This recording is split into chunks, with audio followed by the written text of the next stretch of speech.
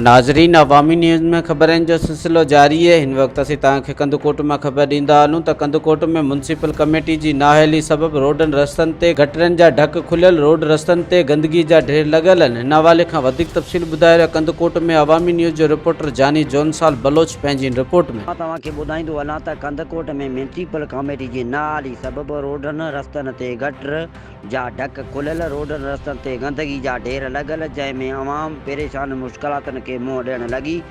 कंधकोट में डीसी मुनवर अली मिठियाणी जे हुकुम ते टीएम अमल न कयो। डीसी मुनवर अली मिठियाणी विज़िट करे थो, पर विज़िट अमल में नथो अचे। मेन रोड ते गटर खुलियल हुजण करे मज़दूर पापड़ी छोला वारे जी रेड़ी गटर में ऊंधी थी पई, जंहिंमें मज़दूर जो हज़ारें रुपयनि जो नुक़सानु थी पियो, जंहिंमें प्लेटूं शोकास जा शीशा टोटा टोटा थी विया। चट छोला गटर में किरी पिया। मज़दूर मीडिया आॾो ॿुधाईंदे चयो त मां ग़रीब माण्हू रोज़ी सां निकितो वञा पियो त गटर जा ढक खुलियल हो, ख़बर न पई मुंहिंजी रेड़ी गटर में ऊंधी थी पई।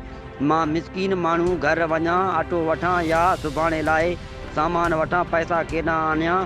मुंहिंजी वस वारनि खे अपील आहे त मुंहिंजी माली मदद कयो वञे ऐं अहिड़े ज़ालिम ऑफिसरनि खिलाफ़ कानूनी कार्रवाई कयो वञे। जी मज़ीद खबरों और तफसीलात के लिए विजिट करें हमारी वेबसाइट www.awamiNewsHD.com।